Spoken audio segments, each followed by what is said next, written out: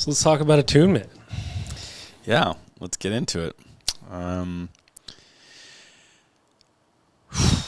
Well, let's start off by just a brief definition of attunement. How would you define attunement? Yeah. Wisdom begins at the definition of terms, right? We got to define these words because they're the carrier of meaning, especially if we're going to be in communication. A lot of times we're assuming that we say the same word. And I repeat that all the time because I need to remind myself that just because someone says a word like I love you or God or spirit or whatever it is, we need to understand the definition of it so we can go in deeper understanding, and that's attunement. Are we on the same page? Are we feeling each other? Attunement, to me, is actually, it's like empathy in action. It's deep listening, but listening beyond the words. Listen, like, have you ever had someone listen so deeply to you that you know they're feeling everything that you're feeling? That they almost feel everything that's said behind the words. Everything between the words. The spaces in between. That's attunement. When someone is about to almost finish your sentence, or you need a glass of water and you're about to, and they grab the water for you. Attunement really is a musical term, and it means to be in harmony with each other. And this is why this attunement takes practice as well, because you're an instrument, I'm an instrument. And when we're playing in the same key, we're in tune. And we could be playing in the same key, but our instrument could be out of tune. Our antenna could be off. And then there's discord, right? The opposite of attunement is discord. A lot of us will have conversations with people, and maybe you've experienced this, where you're telling somebody everything that's going on in your internal world, and they look like they're listening, but they're not understanding. They're not understanding what you're saying. It almost feels like you're speaking two separate languages. And so attunement goes deep. It's your ability to host another person's, not just the words and their definitions behind the words, but all the felt sensation behind their words. It's my ability to feel everything that's being expressed from you.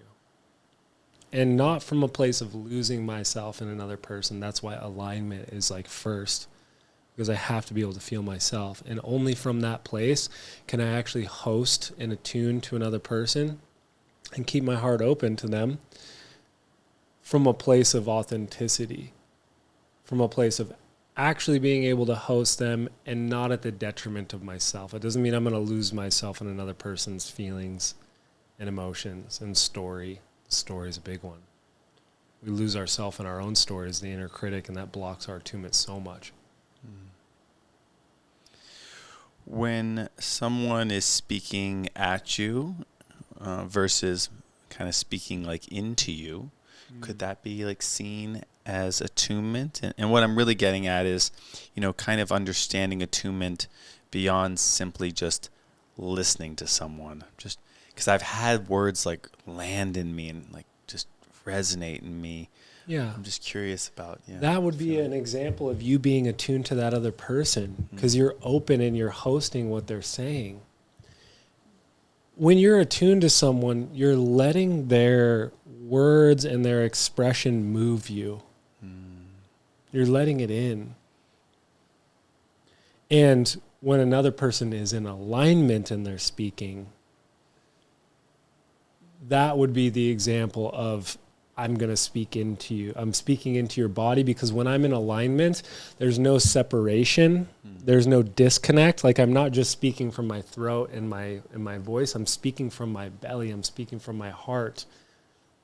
And so that would be the understanding of when I'm speaking, not at, a a lot of the times when we're not in alignment and we're just speaking from our head and our mind and we're not speaking from our actual body and our heart and speaking at somebody.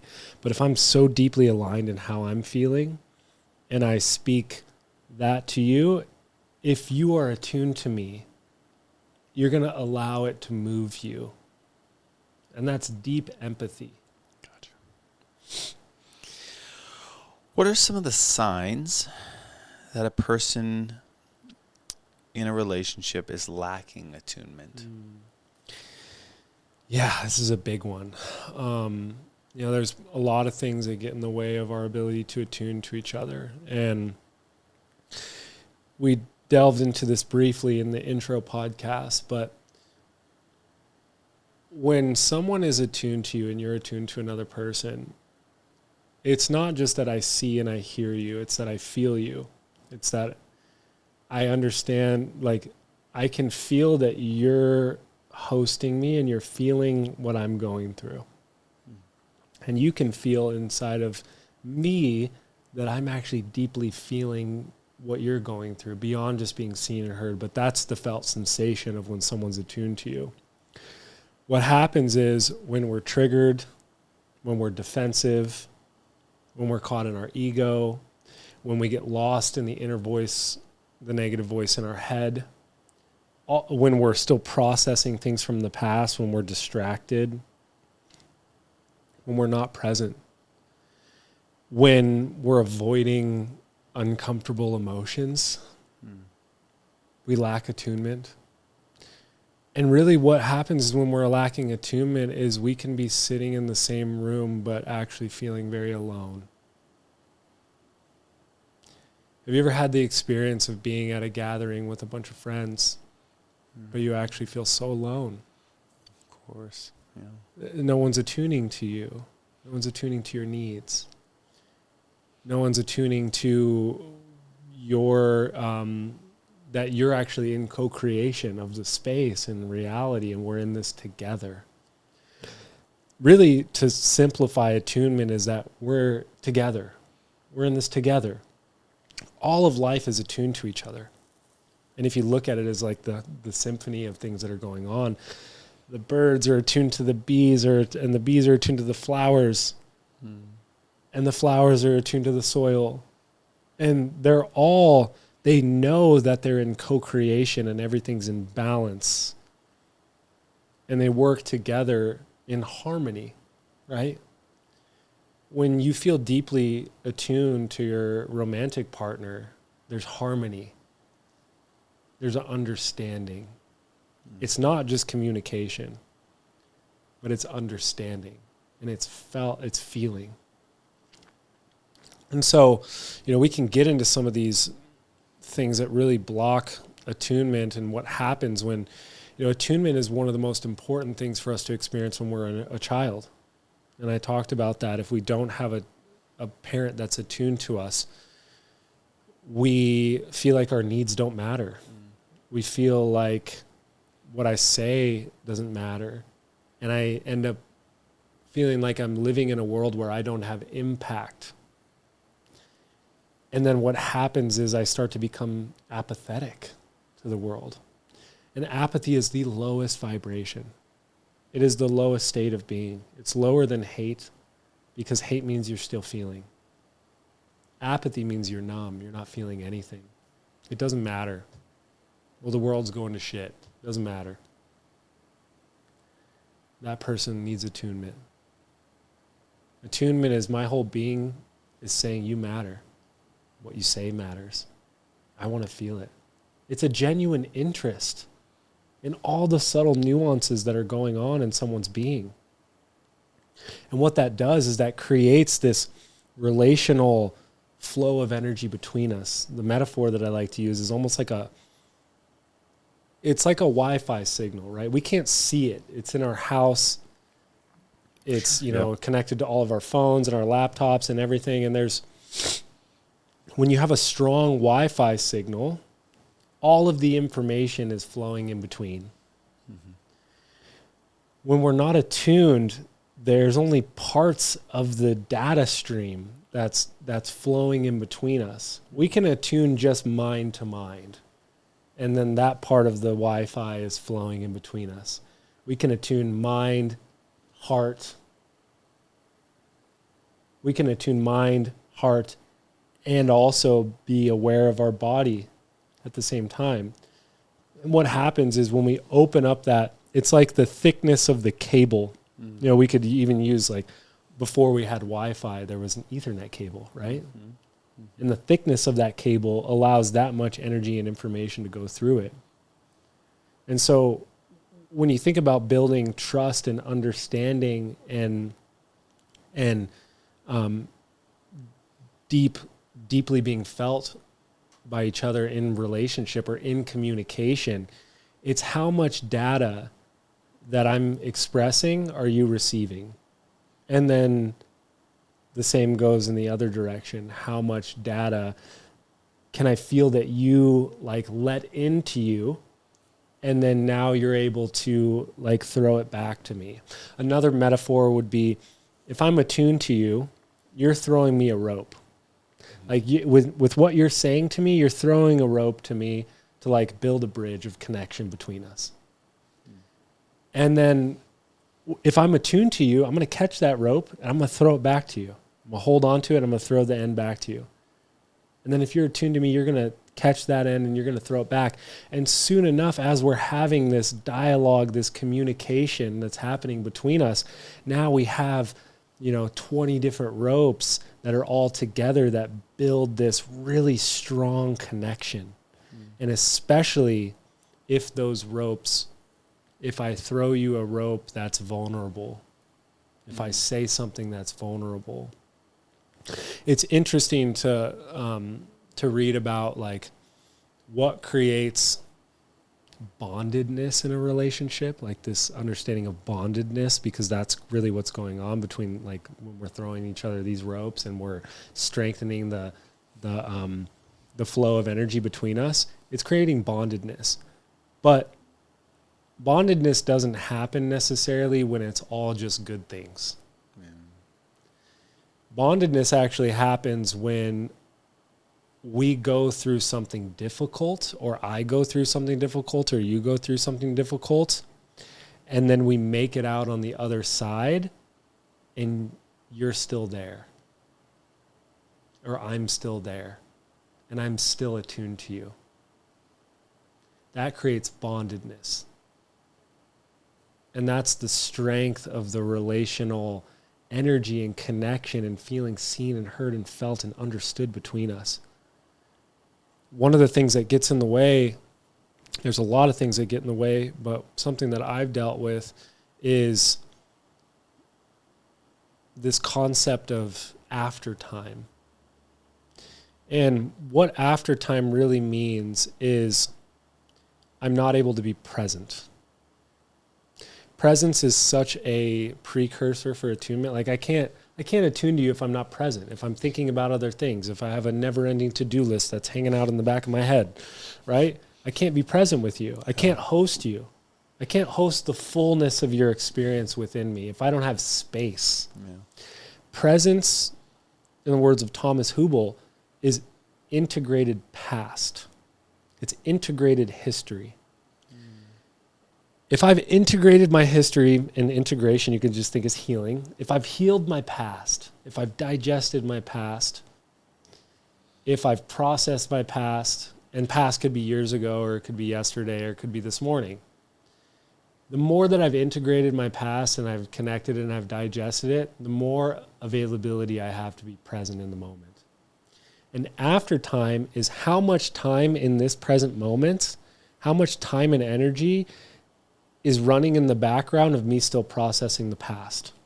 For example, if you got in an argument with your significant other this morning, and now we're in this podcast, how much time is being stolen from you by you still replaying the things that she said and the things that you said and the like all of the different things that are going on?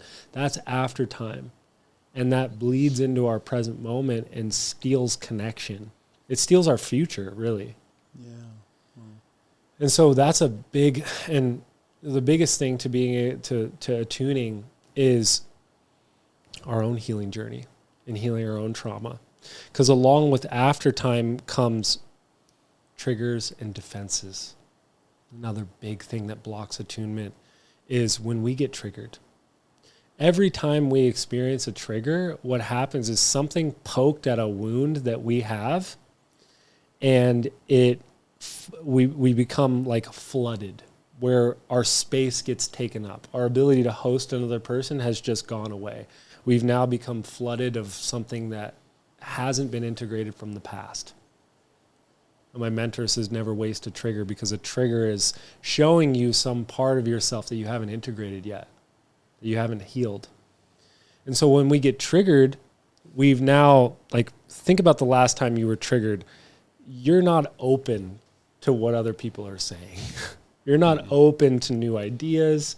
You're not open to connection. You're in defense mode. You're in fight or flight. You're flooded. Your capacity to host another person, to be empathetic, is gone. And so a lot of our ability to attune is doing our own internal work and work. And this is a lifelong journey, right? It's not something that's like, it's ever going to end or stop. But it means, like, to really develop this skill of attunement means that you're committed to the continuous process of your own elevation and growth and healing. And so alongside of that, a lot of times when we're triggered, we become defensive. There's walls. And those walls don't let other people in. And most of the time when something happened that was traumatic or too much for us to experience, and it gets frozen into our body, then it becomes that unintegrated past. Because past is not what happened yesterday. It's what stayed with you from what happened yesterday. And that unintegrated history stays with you in your mind and body. And then from there, now, whatever coping mechanisms that you used, maybe it was to build a big wall because whatever was happening was too much. Or maybe it was to just completely check out and flight, not run from the situation, but just consciousness dissociates, right? You weren't safe. All of these things are defensive walls and they're protective mechanisms. But they block us in the moment because whatever's happening to us is too much for us to experience. We can't stay in our body. And so it helps us in the moment, but left, and we talk about this in somatic breathwork so much, if it's left unintegrated inside of us, then it becomes a thing that blocks us. And what it blocks us from is relationship. It blocks us from connection. It blocks us from attunement. It blocks us from our own alignment and feeling ourselves, our ability to, and having enough empathy and spaciousness within ourselves to hold another person. And it blocks our ability to remain neutral and to remain curious.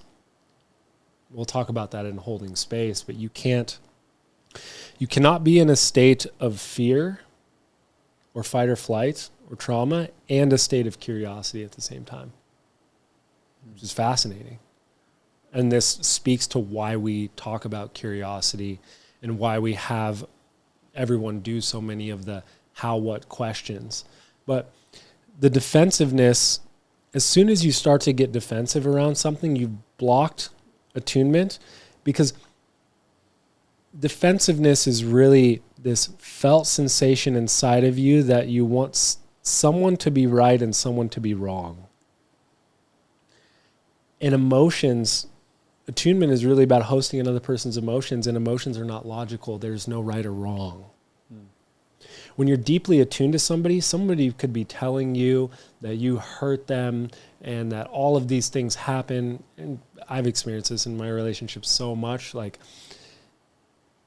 they'll be speaking to what their experience was of a situation, what happened in the situation, how it hurt them. And as soon as we go to, that didn't happen, like that you're wrong. We've lost attunement. And really what the other person wants most of the time is just for you to feel them. There is no right or wrong. We dive into this so much into the course because the stories that are playing in our head, the negative critic in our head blocks our ability to be empathetic. It blocks our ability to host another person. It blocks our empathy for ourselves first. Another massive pain point and thing that blocks our empathy and our attunement is our own ability to sit with this like uncomfortable emotions. When a child is crying and you run up to them and you say, it's okay, it's okay, it's okay, really what you're saying is, no, stop. And a lot of the times what happens is you're stopping their process because you don't want them to feel what's happening. And that's usually coming from a well-intentioned place. Like we don't want a child to feel pain or sadness or anger. But you're stopping their process of feeling most of the time because you're uncomfortable with it in yourself. Not long ago, I had this really powerful experience with you. And it was probably one of the most powerful moments in my life. And it was also one of the most painful moments of my life. And it was also one of the most liberating moments of my life. And it also created the most amount of space for empathy inside of me. And it was kind of spontaneous. It was not in a session. And you kind of just put your hand on my back, and I have some blockage in my thoracic spine and my solar plexus, and a lot of it is around the weight that I've carried with my family and my own journey with the struggles of their addictions and their pain. And you said to me something that was really, really profound, and it was an example of attunement, and it was an example of empathy. And you asked me if I could feel what it's like to be my mom.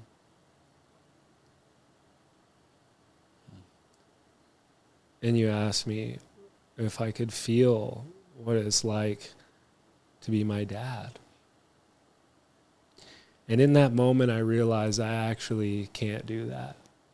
I couldn't do that. I've actually never done that. I've actually never felt them fully. In that moment, I realized how misattuned I was to them. I realized how I thought I was attuning to them, but I was attuning to them on my terms. Anytime you're on your terms, you're not open. And I was able to, and not by myself, but in the presence of a human that was so attuned to me and so just empathetic in that moment. I cried and I sobbed and I made noises that I had never made before. And I could feel the exact place that weight and that defensiveness and those walls that were needed as a child to protect myself, but now have blocked my heart. And I felt the most amount of pain I've ever felt in my life. And it was the most liberating feeling. And I feel so good now. Like, it was not scary. It was painful. But I wanted to keep going because I had never gone to that place. And not only is that an example of me being able to attune to my mother and my father and to be able to host their experience and what they've gone through and the amount of pain that they've gone through, and to actually put myself and walk a day in their shoes. That's attunement. Can you walk a day in another person's shoes? Can you feel, not just imagine, but can you feel what it's like to be this person? And not from a place of losing yourself in them, because we have to have our own alignment to be able to do that. But to actually know what it's like to be the other person, to be able to host them fully. And what I was saying is, not only is that an example of me attuning to my parents, but for you attuning to me in that moment, and being so empathetic and not afraid to push me in that. Not afraid to ask me powerful questions, and not afraid to go to the depths with me. You said to me, and I don't know exactly what you said because I was in my process, but maybe you remember, I don't know but you were like, I'll do it with you. Like, I can't do it for you, but I'll do it with you. That's the most beautiful example of attunement. Oh, big sigh. Breath after that one. That was really good. What a moment. Yeah. What an awesome opportunity to, kind of pay it forward. You've been there for me so many times and through my hardest moments. So it only took me 3 years to get to a place where you're ready. Yeah. That felt really good. Thank you for that. And we, before we move on to the next question, like, we move through life and we're constantly like building up walls and building up hardness. And because life is hard. It isn't easy. And we don't want it to be easy. We want challenges for us to grow. But we want challenges for us to grow and come out on the other end together. Attuned to each other, knowing that we're in this together.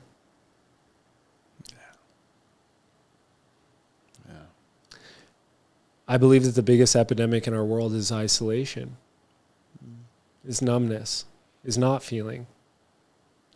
When I can't feel what's going on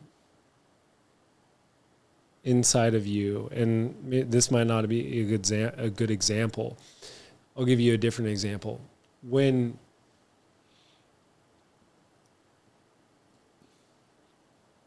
right now we're living in this really interesting time of being able to hear and know about what's going on the other side of the world in different places. Our nervous systems were not designed for that. Our nervous systems were designed to be in the present moment and to deal with the extremes of what can happen right in front of you. But we're not designed to deal with the extremes that are happening, across the world necessarily. And so inside of your body, just like nature, just like the birds and the bees and the plants and the animals and the trees, they know that they're in harmony. They know that they're all connected. They know that there is no separation. And if you throw off one thing, here, it's going to affect the whole ecosystem. And so what happens is we're actually trained to not attune in a way.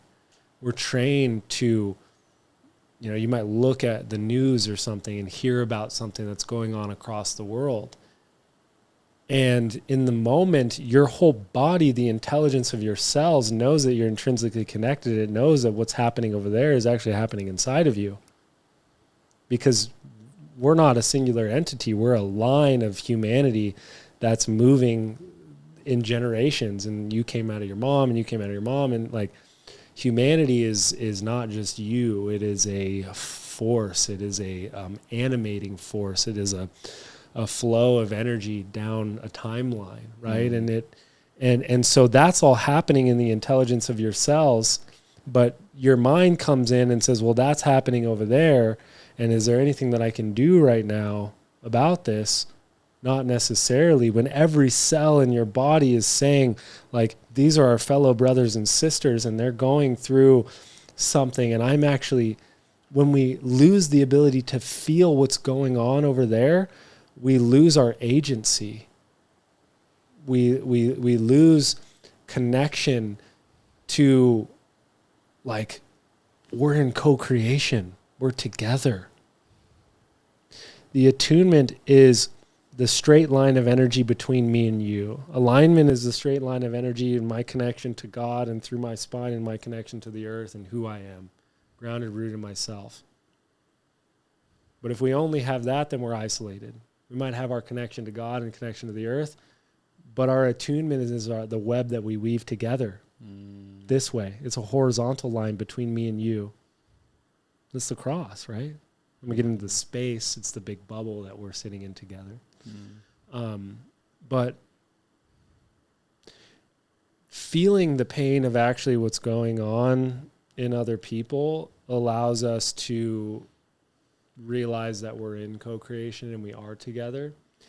And it would be an interesting world to live in if we actually opened up and allow ourselves to feel the pain of other people's existence. And a lot of people listening to this might think like, well, I don't want to lose myself in the other. I don't want to, how do you, and this is the problem with modern therapy, I think, is that you have another person that's just remaining neutral and like just very stoic and just asking you questions like, how do you feel?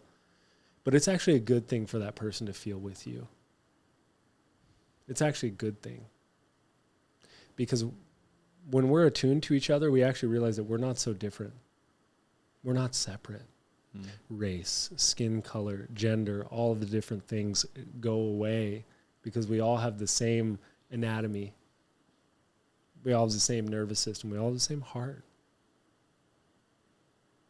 And in that creates a togetherness that we're in co-creation, that we have impact on the world. If you're listening to this and if you've ever felt like you don't have an impact on the world or you can't make a change, every little moment is a moment to attune to the people around you. And when you do that, you remind each other that we're in this together and you matter and how you're feeling matters. You know, they say you can't measure a team. You can only measure a team by the weakest link, right?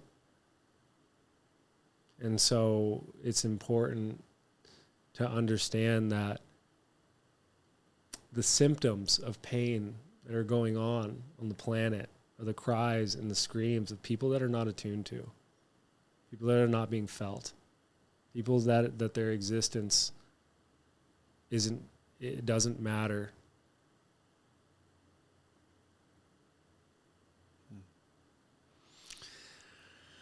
Wow. That was really special, honestly. Where do we go from there? Yeah, truly. Well, I think we've definitely covered attunement on such a granular level. What are some of the common ways that we unknowingly misattune to one another? Yeah. Well, in our modern world, we are distracted all the time. Yeah. So you can feel when someone's on their phone, when they're just think about what's going to matter to you at the end of your life. It's going to matter that you kept up on Instagram and, you finished your to-do list for your business and you just did all of those superficial things where how present are you with the people around you? How much did they feel the impact of your presence with them? What's the quality of the relationships in your life?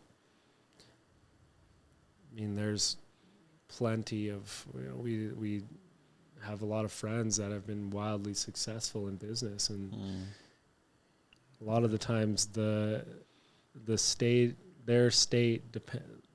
is really dependent on the quality of their relationships with their significant other, with their children. You could have all the money in the world.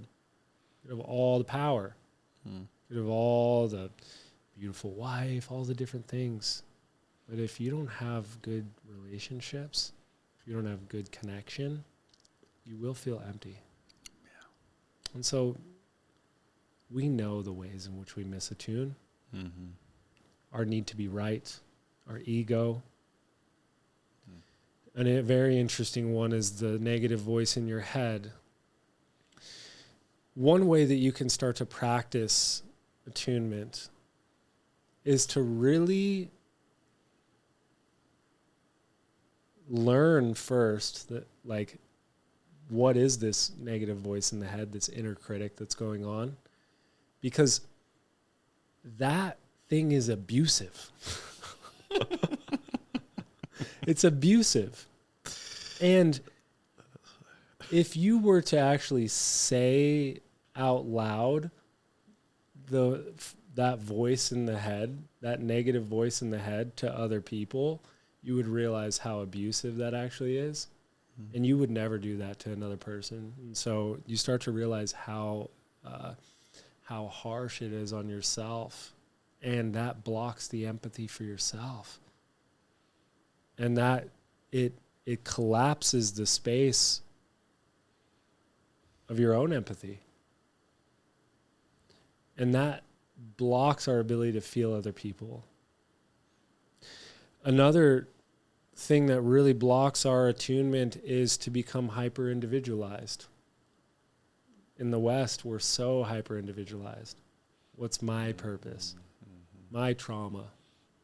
My, what do I want to do in the world, right?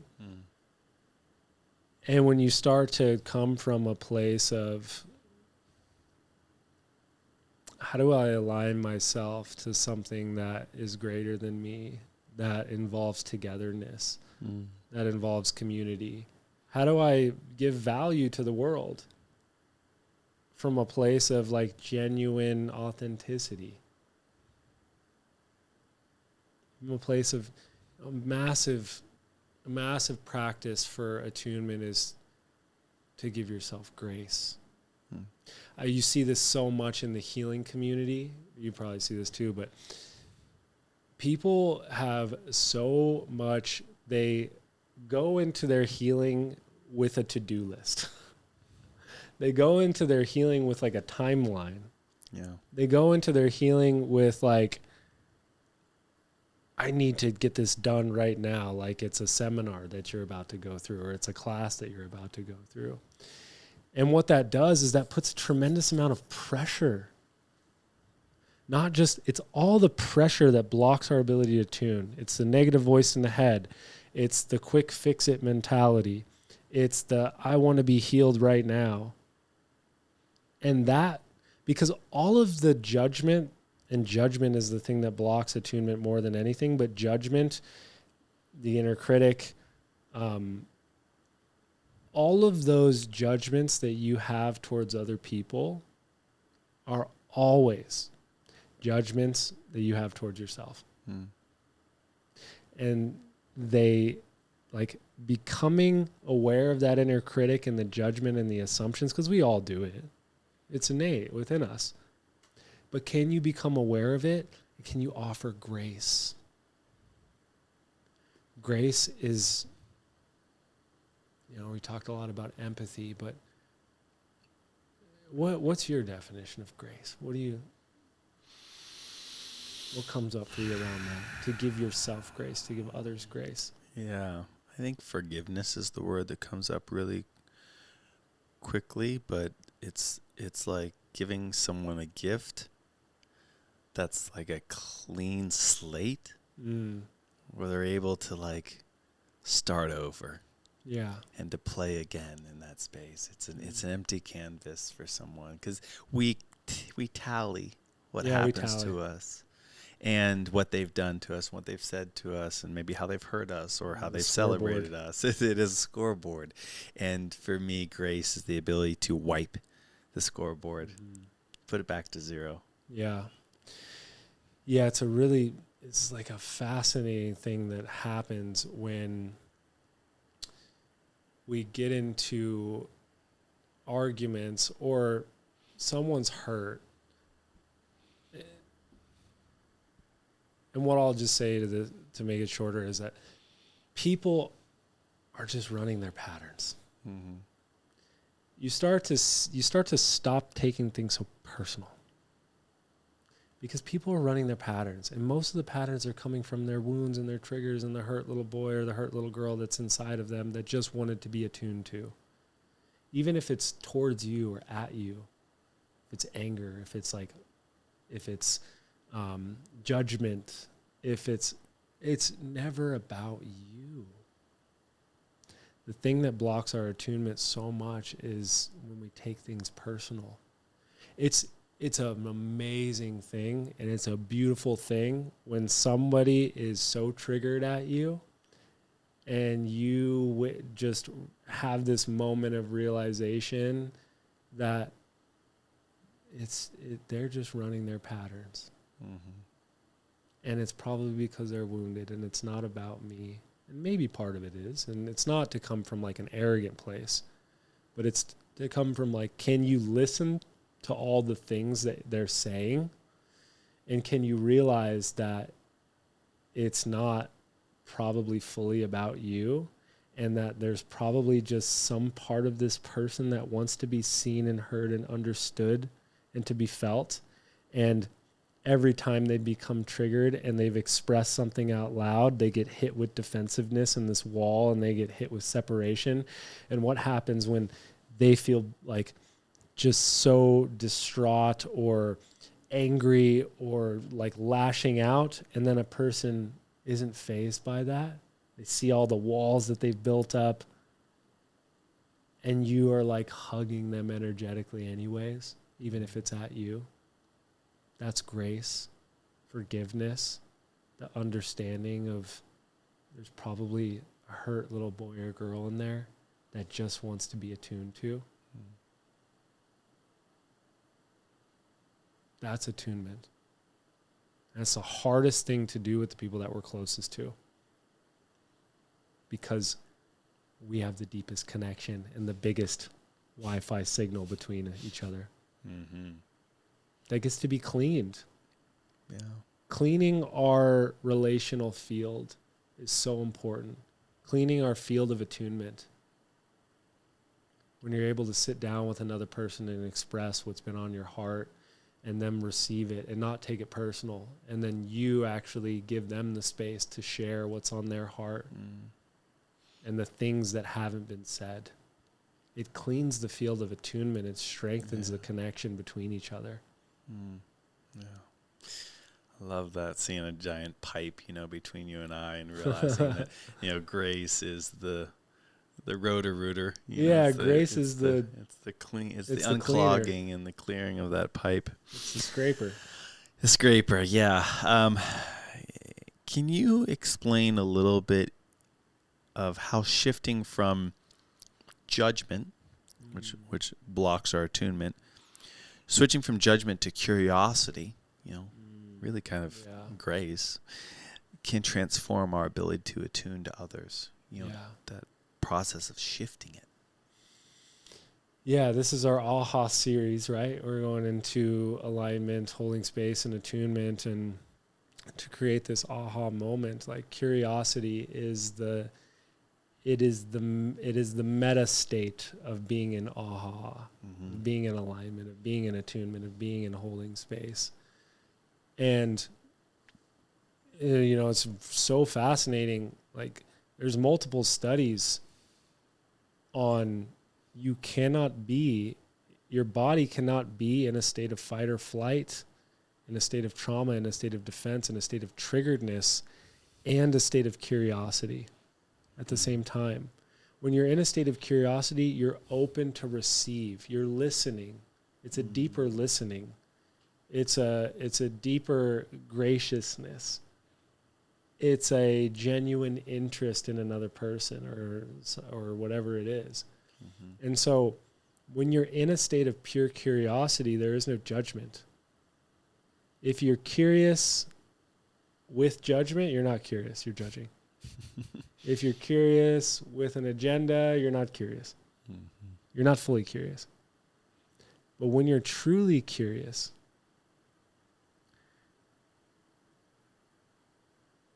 all of that starts to fall away.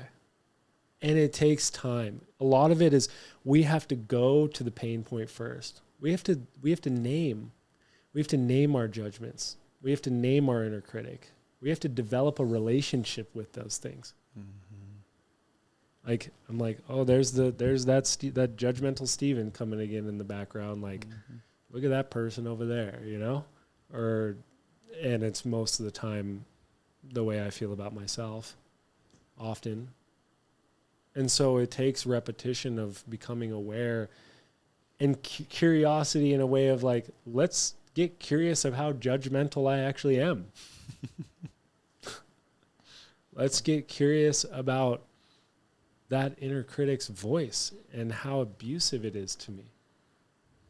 And so we have to go to those parts because those are parts of ourselves that are never going to go away. They want to be integrated.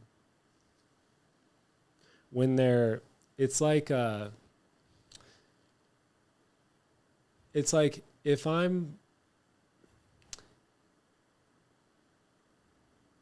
if you throw a TV in the bottom of the ocean and it's playing and you're above water, is the TV is still playing down there. It's still going to continue to play. You might not be aware of it because you're not underwater. It's in your unconscious, right? But if I go down there and I spend time with it and I realize that might not be the best metaphor, but what I'm trying to say is that these judgmental parts of ourselves, these inner critics, these defenses, these walls, they're all playing in the background.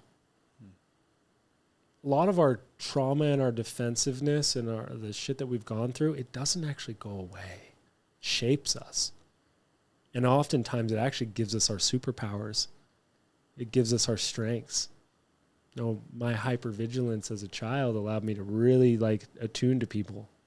My hypersensitivity as a child to really notice is there subtle shifts in mom and dad's energy right now? Because that could lead to a fight and then I might not be safe.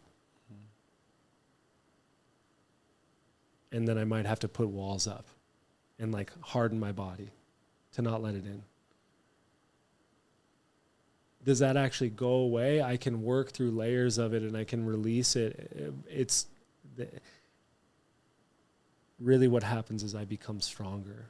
And not stronger from a place of building on excess muscle, but stronger from a place that I have a really good relationship with that part of myself, that little boy. I have a really good relationship with that judgy part of me. Because it's not running the show. It can talk, it can run its thing, it can play on the TV under the water, but it's not running the show. It's not playing over my movie. Yeah. Really like that. We hear oftentimes people thinking that they need to get rid of something, or move it through so it's gone. Yeah. But I do love the analogy that it is something you always carry. You just build your resilience within that frame. It's really beautiful. Okay. I think we're almost at time, but I think we've got time for maybe one more. What popped up for me that I really liked is this idea of hosting, because I think it's going to be a nice way to segue us into holding space. But what does it mean to host someone's nervous system within your own? Maybe just touch a bit upon that, and I think that will be a great segue into this this bubble that you were curating about holding space. Yeah, so, hosting another person's nervous system within your own is really about this concept of co-regulation.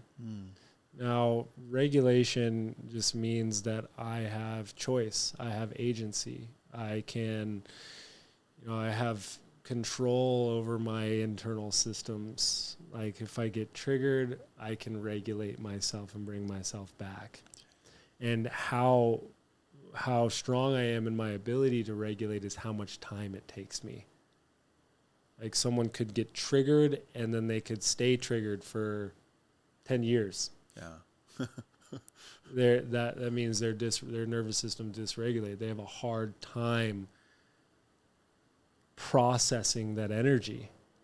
And so what the beautiful thing that can happen, and this is how we're designed, is we're not designed to regulate by ourselves. We're designed to co-regulate. Co-regulation is basically another word for attunement in a way. Okay. And attunement is how good I am at co-regulating. Uh-huh. Okay, I see. So if I can really attune to you, that means I'm really good at co-regulating with you. And what happens when I'm hosting you and I'm co-regulating with you, and I can be an anchor point in my electrical bubble and the flow of energy that's happening between us, everything that's being communicated from me is basically just giving you a reminder. It's giving you a reminder that the intelligence of your being knows exactly what it's doing. It's a miracle that you're alive. Every cell in your body is working in this perfect orchestra of being, that your body is healing itself, that I care about you and your existence, and you matter to me, and what you say and do matters to me. Those things are all not being communicated by me saying it from the words, but it's being communicated from my electrical bubble that's communicating all the time. That is the essence of this communication course, is what you are being is being communicated. Not what you do, not your title, not your job. What you are being right now is being communicated. And that means every person around you is feeling that. Wow. And that means you're responsible for that. And within that, you can start to utilize what you are being right now is being communicated. You have agency over what's being communicated. And when I'm co-regulating, when I'm hosting you, what's being communicated from every cell in my body and the electrical bubble around me, my electromagnetic field and my nervous system, is communicating to you that we're in this together. And I'm here with you. And I'm not here to fix or change you. I'm not here to put my agenda on you and manage you and want you to be a certain way for me. I'm not here to get you to do things for me, or I'm not here to manipulate you. But I'm here to be with you and to, I think this might be a beautiful way to close this out, but what attunement is that my instrument is singing the song of nature, is singing the song of life, and that it's a miracle that we're here. And it's a miracle. It's taken billions of years for us to form this, and nature is just an incredibly intelligent force. And my being is singing that song. And it's singing the words for those who have forgotten. It's singing the words as a reminder for them to sing it too, with me, together. And so we're singing the song for those who have forgotten. It's a great way to end it. Thank you, brother. Yeah, I appreciate that. Absolutely. That was a powerful deep dive. And I'm so excited to continue to practice our attunement together.